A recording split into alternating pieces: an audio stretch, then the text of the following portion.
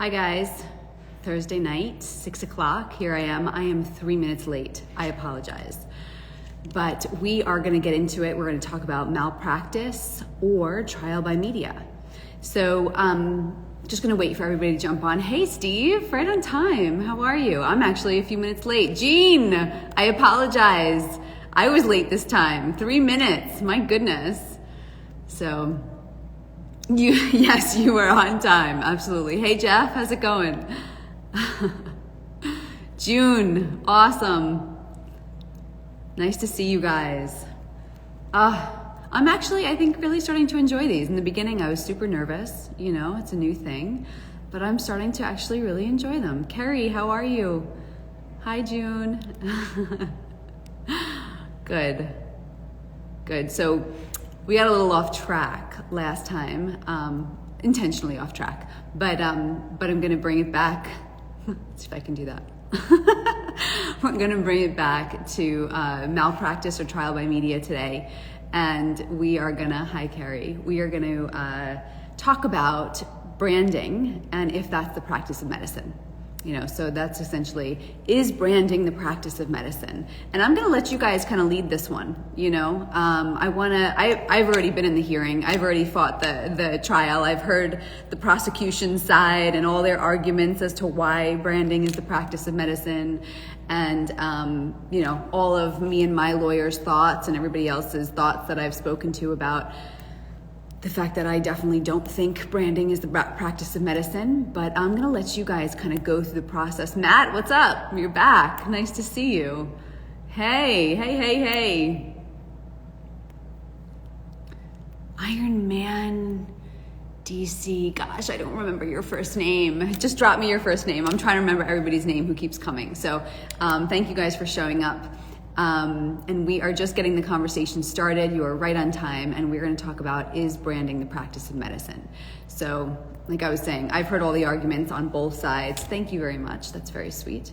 I've heard all the arguments on both sides, and I would love to take you, Barry. Nice to see your name.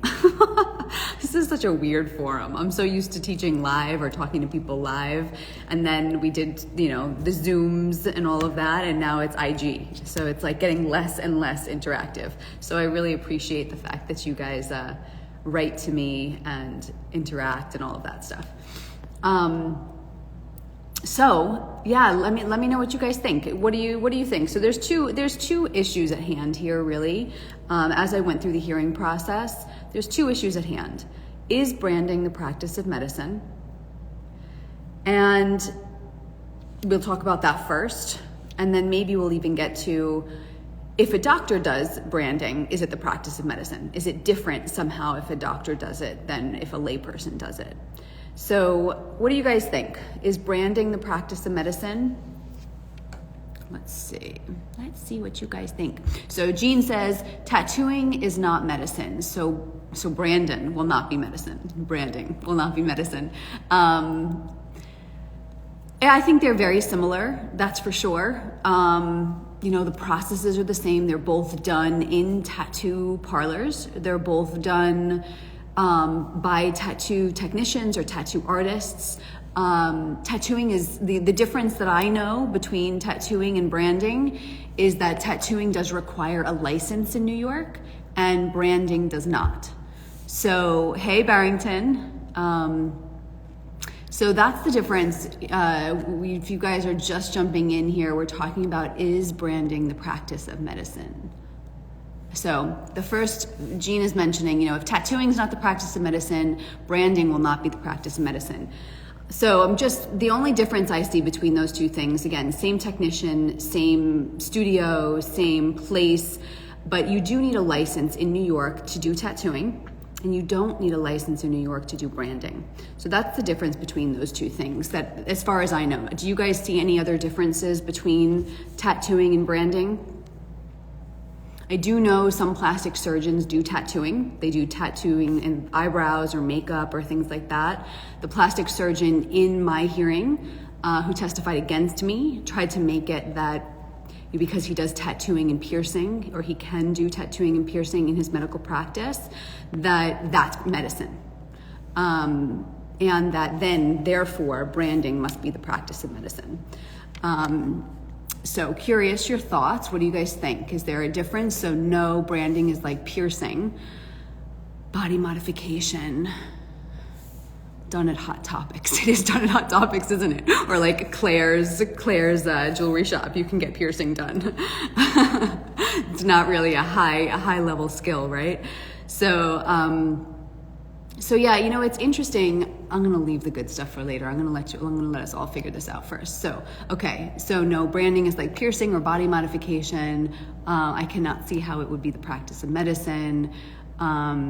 18, 19 years old can legally tattoo and pierce. It's true, 18 and 19-year-olds can legally pierce or tattoo if they have a license.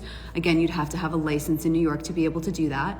As a nurse, I understand we are held to strict standards, and I've been following your case with respect and curiosity, as this is a unique scenario. I wish you all the best. June, that's very sweet, thank you. It is a unique scenario, isn't it? It's not every day, I guess, doctors choose to join a private society or a sorority in their private lives and are asked to help with the branding process, or their lives are thrown out into the media in the crazy ways that mine have. But I do appreciate that. So no, the doctor is doing tattooing in addition to his practice. It doesn't make tattooing medicine. He just happens to offer that as well. Barry, I don't know what you're saying. Yes. Jack Barnathan, what? Dr. Jack Barnathan in the house. Guys, I did a fitness competition when I was 19 years old, and right after gymnastics. And Dr. Jack Barnathan was my coach in my first fitness competition. I was shredded. I had striations in my glutes. It was crazy. But me and Dr. Jack go way back. Nice to see you, Dr. Jack. So if you guys are just jumping on, we are just talking about, is branding the practice of medicine? Is branding the practice of medicine? And the first argument was basically, if tattooing is not the practice of medicine, and if tattooing, then branding isn't. And I just said that the difference between the two is that one you need a license, the other one you don't. Does the doctor who testifies against you have a tattooing license? No, he doesn't. So this is a really good point. So Barry, now you're getting to the meat of the issue here. So the doctor that did the tattooing does not have a tattooing license, but he has a medical license. So in New York, he has a licensure above what's needed to do tattooing. Therefore, legally, he's protected under his medical license to do tattooing. Now, the thing about the branding is that there is no license needed to do branding. So I wasn't leaning on my medical license in any way to do the branding. I didn't need a tattooing license or anything like that to be able to do the brand. And I didn't need a medical license to be able to do the brand, because no license is required in New York State. So Joe Schmo off the street can actually do branding. You know, the Omegas that I've mentioned a bunch of times in the past, with all those prestigious men that are in that fraternity, they do branding. They don't need a license. They don't have to have a license. I mean, my friends have done, other friends outside of DOS and things like that have done it, and you don't need a license at all. So, okay, so that's the first good point. So as far as that goes, it is very similar to tattooing. However, I probably would have been in the wrong if I needed a license to do the branding, but you don't in New York State. So that's the first thing. Let's see, what else do you guys think? The argument I read from the report was that if you're a physician, branding becomes a medical practice. So yes, so Jeff mentions the prosecution. If you guys read the prosecution's decision in order, and you read, really, if you guys really want to do a deep dive into this, if it's interesting to you, what I would do is read the prosecution's really super long decision in order, which gives their arguments as to why they believe branding is the practice of medicine and why they believe that I committed malpractice or medical negligence. And then you can read my arguments and my lawyer's arguments as to why we believe branding is not the practice of medicine, and that what I was doing was completely outside of my medical practice. So that would be the best way to really get the comparison. Jeff, it sounds like you've done some of that work. thank you. And that is one of their arguments. So the next, and I already mentioned this, first, the question is branding the practice of medicine? And I think we have to go deeper into that. There's a lot more we need to talk about. The second question is it the practice of medicine if you're a physician? If for some reason a physician does branding, is it different than a layperson doing branding? And now all of a sudden, are you held to a higher standard because you are a physician? And we'll talk about that next, but I'm going to hold off on that until we explore this a little bit more. So what else do you guys think? What are the reasons? Is branding the practice of medicine? You got halfway through it. That's pretty good. It's long. It's long. So do other states regulate branding? Yes.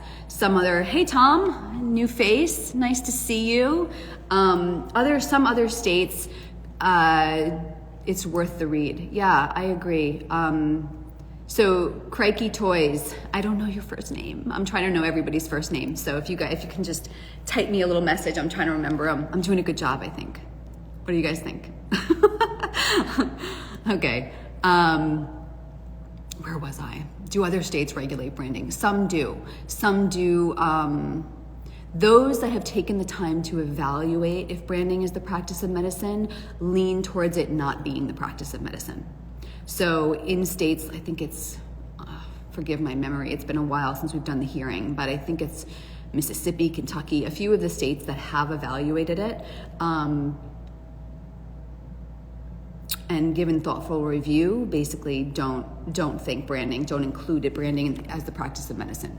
There may potentially be outliers, but that's the research that we found.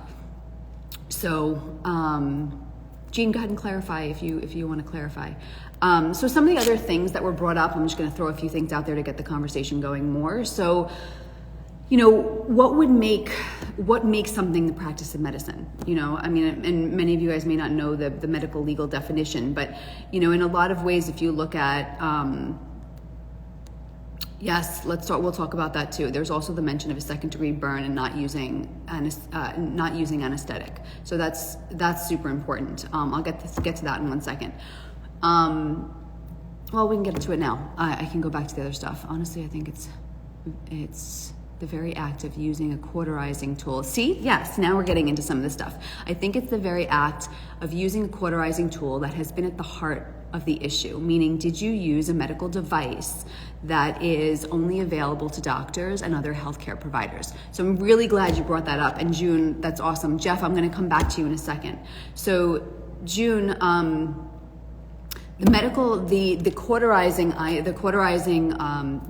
electrocautery that was used is sometimes used as a medical device. It's also used in tattoo parlors all over the country. It is since I want to say 1989, one of the, I might be getting the year wrong, don't quote me on that. This is all from memory, but the expert branding, like the largest, most well-known branding and body modification artist in the United States, created electrocautery branding back in the 1980s. And the reason that he did was because for many reasons. If you use an electrocautery, and Jeff, this will touch on your point about if the second degree burns. So it's really important we understand this distinction, because the medical board had a hard time understanding this distinction based on how the expert witness explained it. I couldn't explain it because I wasn't allowed to speak, which is one of the limitations of these legal hearings. It's done in a very interesting way. So if the expert witness isn't clear, doesn't explain it in a way that they understand, it's very hard to clarify things. So using the electrocautery, what happens is you basically kill some of the cells right in the epidermis as you do the process or you do the procedure, but you do not burn or injure or heat. The heat does not, once the electrocautery touches the skin, it just electrocutes or it just burns the little tiny, the cells right at the surface, right where it's touching. There's no heat that goes into the skin or surrounding it or below it. And that is huge, because if you take a branding iron, like they did in the Omega fraternity, or if you get burned by scalding hot water, like many of you may have experienced, the burn lasts forever. The heat goes into the skin, it burns the epidermis, but it also burns the skin surrounding the immediate area, the skin underneath it. The heat stays in it and it continues to damage the cells in the skin around the area. So it causes blisters, it causes what you would consider a second-degree burn. It increases the risk of infection, it increases the time it takes to heal. So second-degree burns are different than the burns that an electrocautery creates. The reason there's confusion is because the way you define second-degree burn is by the layers of skin that the burn has penetrated. So typically a second-degree burn would penetrate 2 layers of skin, epidermis and dermis. And that is what the electrocautery does. That is also what scalding hot water would do, or liquid metal, or any of those things. However, the electrocautery does not burn the surrounding skin, and therefore no blisters, much lower risk of infection, much lower risk of much shorter time of healing and all of that. So for those reasons, it's treated very differently than a second-degree burn. You don't need doctor's care to take care of a brand. You don't need medical checkups or anything like that to be able to care for the brand after it's done. You do if you have a second-degree burn. You better get into the doctor and you better follow up with that and you better make sure that it doesn't get infected and all of those types of things. So there's a very big difference between those two things and how they would be treated medically. And even in the branding, like even in the tattoo parlors, they don't have their customers, their clients follow up with the doctor because it's not necessary when you use an electrocautery. So to bring it back to you, June, the electrocautery is often used in medical procedures, but it's not just used for medical procedures. And you don't need to be a medical professional to purchase an electrocautery. So I purchased the electrocautery for a friend on her credit card, not my credit card. I didn't need to use my credentials. I didn't need to use my license. I didn't need to use my credit card. Any layperson, any person can go to Medtronic and you can go ahead and you can buy yourself an electrocautery and you can do branding if you want in New York State. No license required, no license to get the machine. So just because that piece of equipment was being used doesn't mean it's medical practice. Just because a doctor was doing it doesn't mean it was medical practice. So let me see, does that, June and Jeff, does that cover your questions about the second-degree burn and about the electrocautery?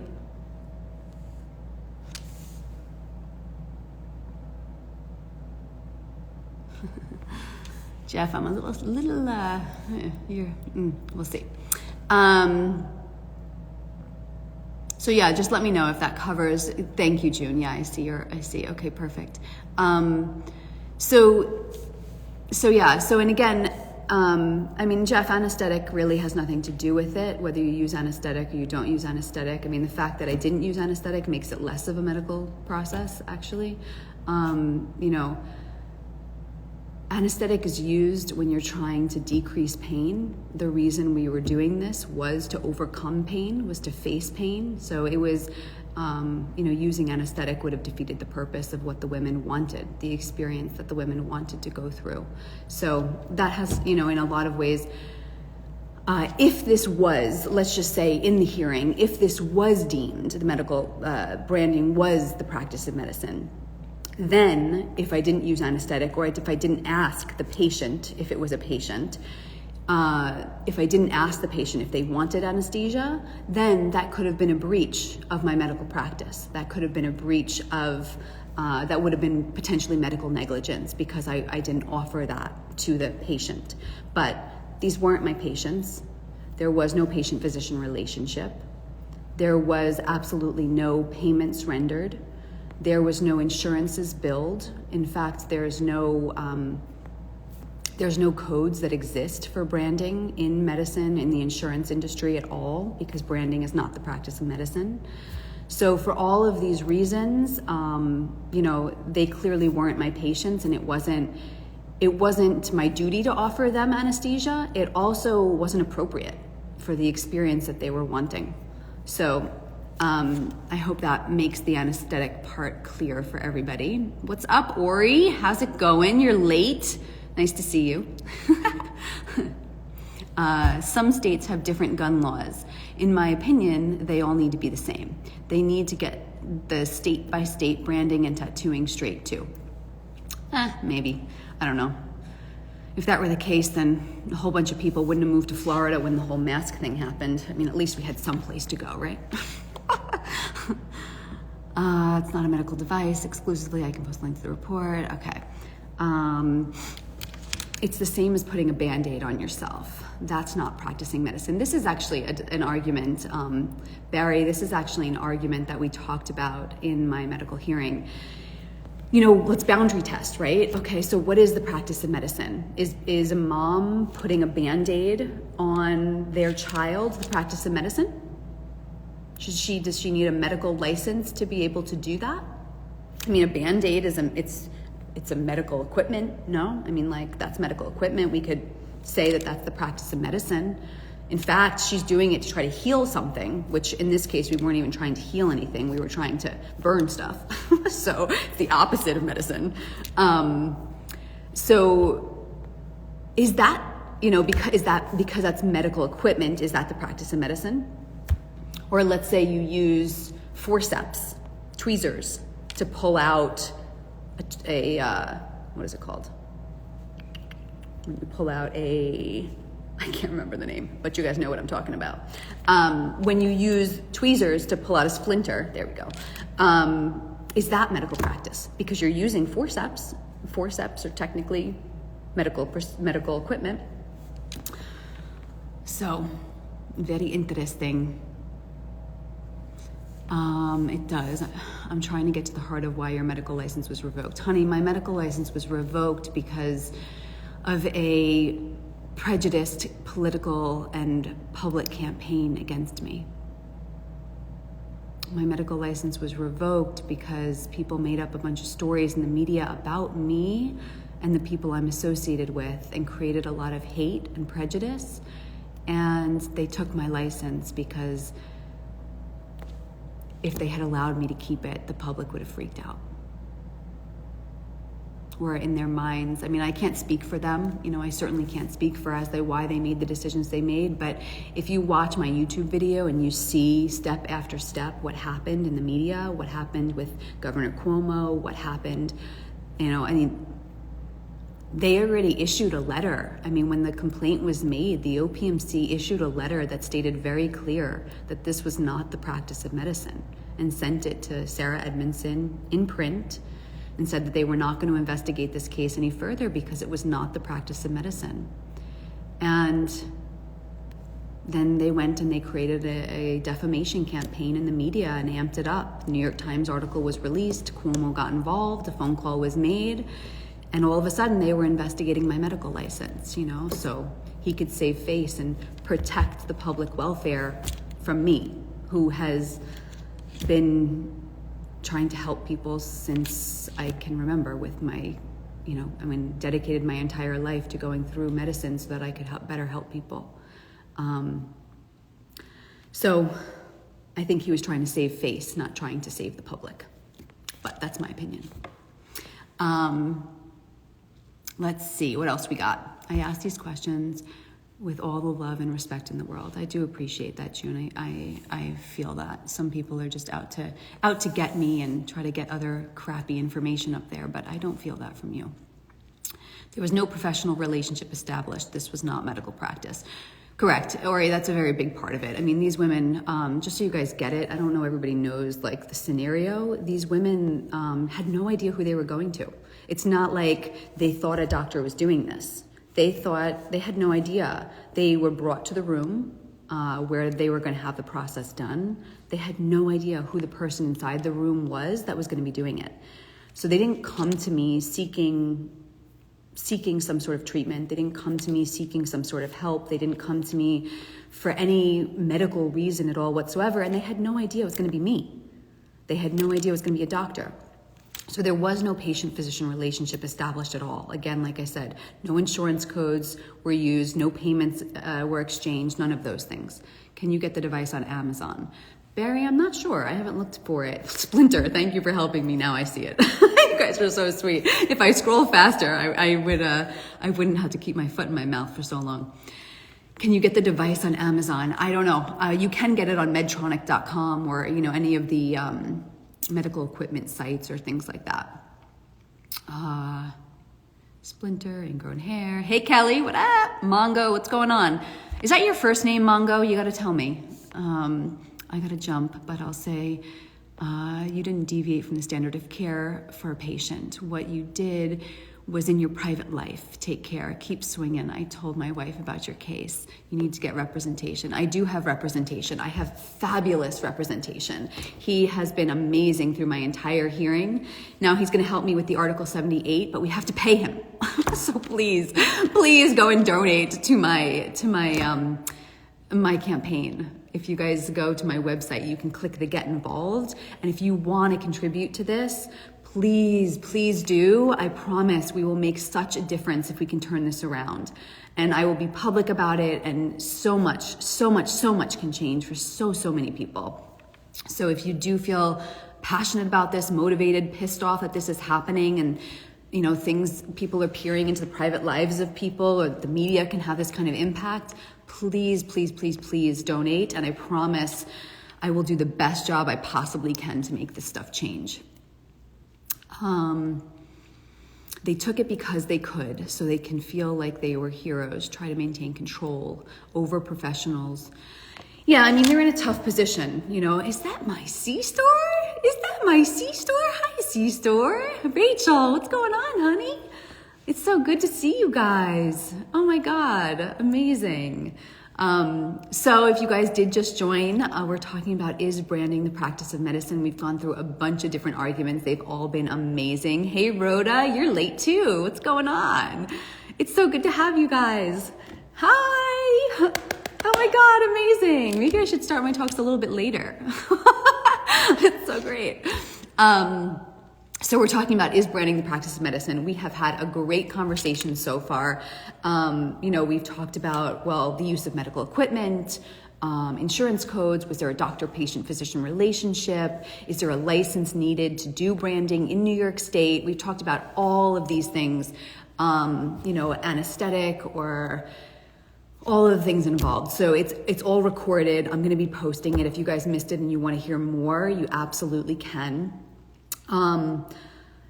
So the last part of this that I want to give you guys, I think really you guys, I wanted us to think through it. I wanted you guys to let me know all of your thoughts and the things of, why you might think this could be the practice of medicine, or why you think it's not the practice of medicine. And you guys really did. You put them up there and we went through them. So the last piece I want to give you guys, because I think most people just aren't privy to this information. There's much more that I can say, but I think the most important thing is, what's the medical legal definition of the practice of medicine?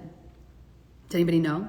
I'll be so impressed. I'll give a prize to somebody if they can write out the medical legal definition. You're going to Google it. Forget it. Never mind. I take it back. Okay. The medical legal definition of the practice of medicine. Are you ready? I'm only going to read it twice. First time.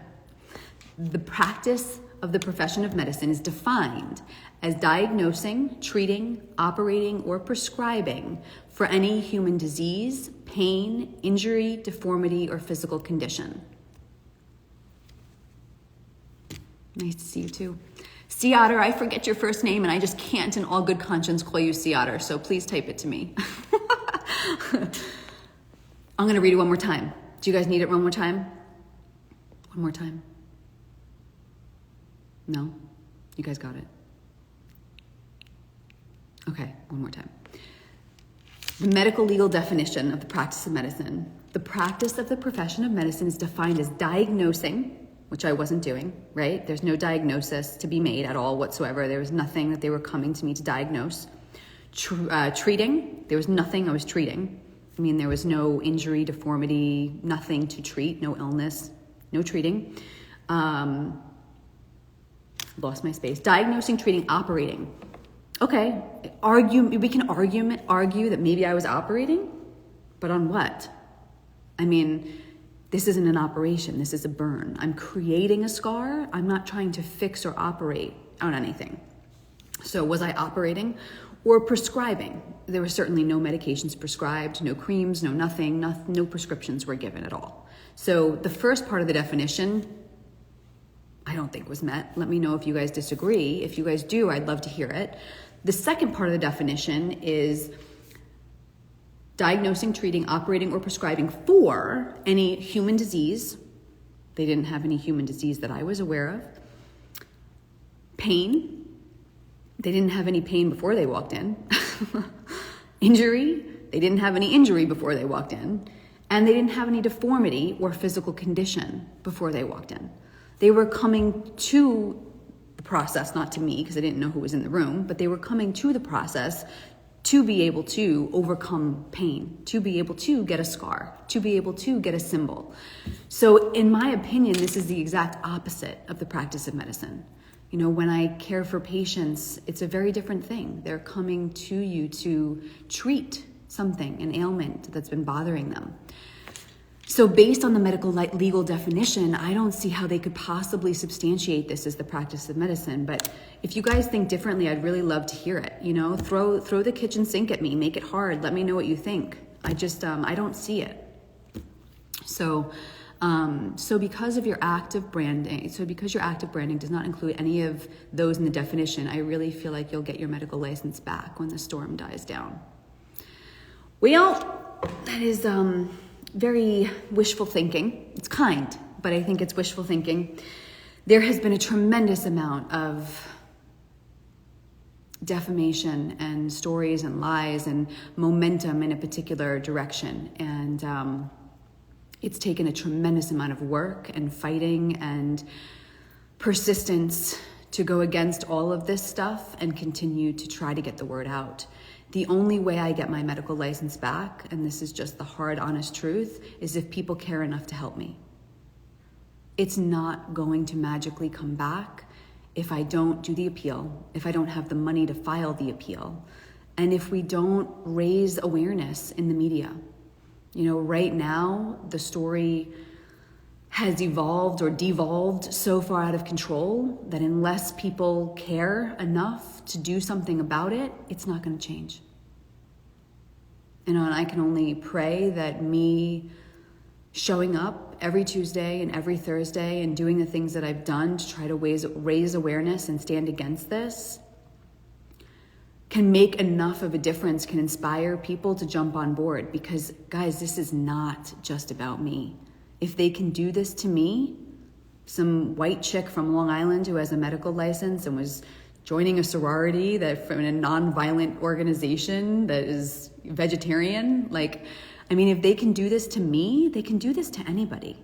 Any CPA, any teacher, any lawyer, any doctor, you know, any of you doctors out there watching this, man, if you're letting me fight this alone,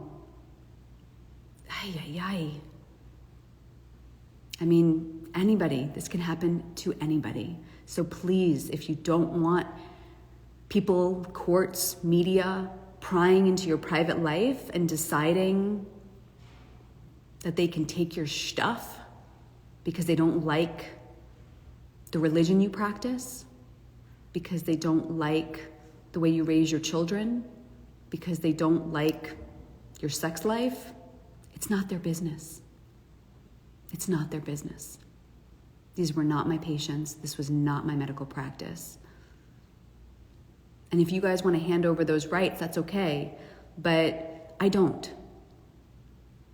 I care about my patients. I care about people. And that's the reason I'm doing this. I could have built another career in something else. It would have been so much easier. I spent 2 years building my skills as a sales agent in life insurance. That shit was not easy. And I was making $10,000 a month, close to the same of what I was making when I was a doctor. I could have moved on with my life. It would have been a lot easier. It's not okay. It's not okay to lay down and let them do this. It's not okay.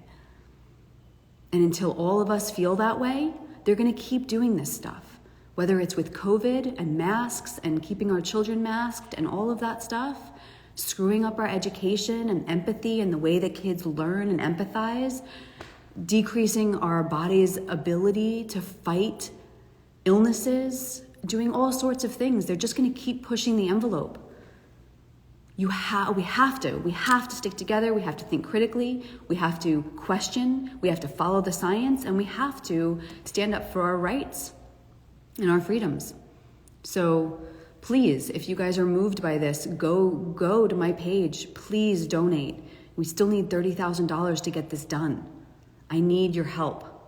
I need you to share this with people. I need you to bring people to these conversations on Tuesdays and Thursdays. If you're a doctor and you're watching this, bring your doctor friends. Bring those people that were in residency with me and with you. Bring all of them. If you're a CPA, if you're a lawyer, if you're a teacher, you're a state licensed professional, bring your friends. Bring them here. Email me, DM me, do whatever, whatever you need to do. I'll give you a job, I promise. We can make this happen and we can turn this around. So that's what I'm going to say for today. We did not get into yet if it's different for a physician to do it versus a layperson. So today, in the 39 minutes we've been talking, we talked about, is branding the practice of medicine? And we went through not all, but many of the different arguments back and forth, many of the different concerns. The next level is it different? Is it different if a physician does it? Is there a higher standard if a physician does it? Let's talk about that next time. Bring your arguments, bring your people, bring all your stuff. And again, 6:00 on Thursday, we'll have this conversation. Diego, is that you? Is that you? I had so many special visitors today. This is so nice. Trying to work out why exactly they took your medical license. I am still trying to work that out too. Seeing as you haven't actually done anything that would go against the oath of a doctor. I would have to agree with you. Have any advocacy organizations offered any help? Not yet. I've gone to the ACLU. I've gone to a bunch of different organizations. Maybe I should go again. But yeah, if you know any advocacy people, any advocacy organizations that would want to help, I mean, there's a bunch that we've gone to. Yeah, please let me know. I mean, a lot of it may have been in the beginning of my process too. I'm much stronger, much more educated at this point about all of this stuff. But yeah, if there's any advocacy groups that you think might be able to help, anybody else, please let me know. DM me, get in contact. I would totally appreciate it. So that's what I have today on the medical malpractice stuff. There's really no updates on the civil suit right now. I mean, there's little pieces I can give you that we can certainly talk about, but the civil suit is in a holding pattern until the judge looks at the motions to dismiss.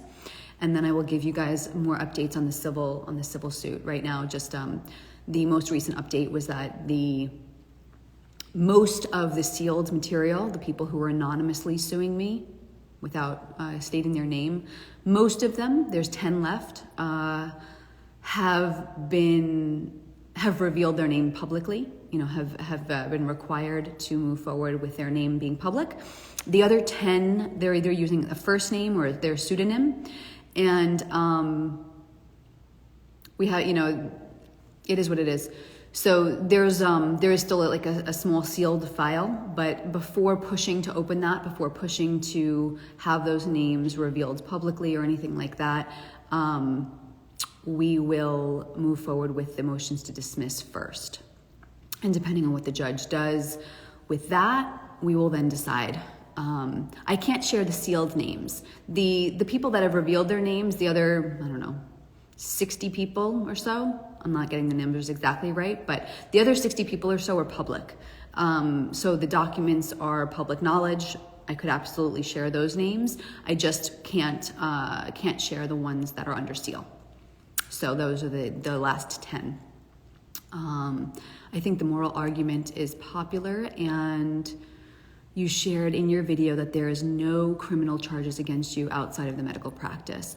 Yeah, Carrie, you watched my video. Thank you so much. I really appreciate that.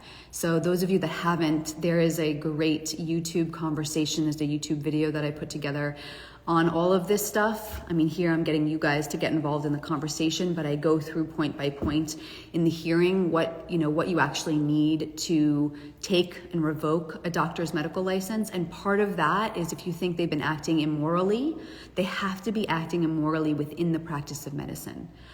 If they are acting immorally in their private life, that's for them to figure out with other adults or with their parents or with God or whomever they need to figure it out with.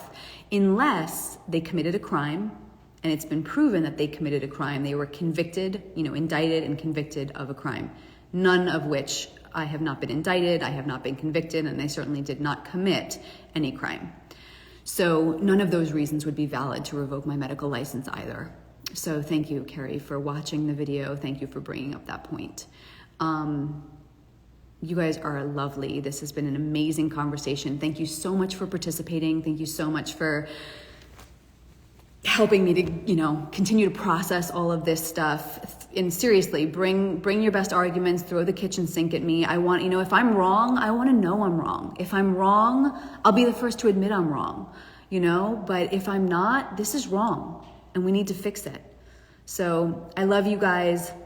Again, civil suit, nothing else. The appeal, I told you, please go to the GoFundMe page. It's not GoFundMe, I'm sorry. It's Give, Send, Go. Go to my website and hit get involved. And my classes are going great. If you guys want to build resilience, build the strength of your mind, build the courage to go against stuff like this, whether it's bullies in your own life, whether it's the bullies of your own mind when you just keep eating and can't stop, or you don't get to the gym, or you don't do your own, do what you said you were going to do. If you guys want to build inner strength, if you guys want to build yourselves, your wellness, learn about your body, become more aware, or any of those things, whatever your goals may be, DM me. I have a new course starting on the 20th of March. The registration closes on the 11th. So please do contact me as soon as possible. I will get back to you. I will make sure that I get time to give you guys an interview and see if this would be a good fit for you. And that also, whatever you guys pay for the courses, the price of the courses, not only do you get to take the course and have an amazing experience and transformation and learn about yourselves, but you would definitely be contributing to this cause as well. So you can feel really good about that. So that's the appeal. That's the civil suit. That's the courses. And lastly and finally, I 100% am holding my little RJ in my heart. I miss him every day. And I get to the bottom of those stairs where I would take him out for a walk every day. And, my eyes kind of well up in my heart. But he was a great friend that got me to this point, and I will keep fighting. We will get it all the way through it. Your insight and transparency is so important. We need to understand the culture we live in. Thank you, Ori. I love you guys. Mwah. Good night.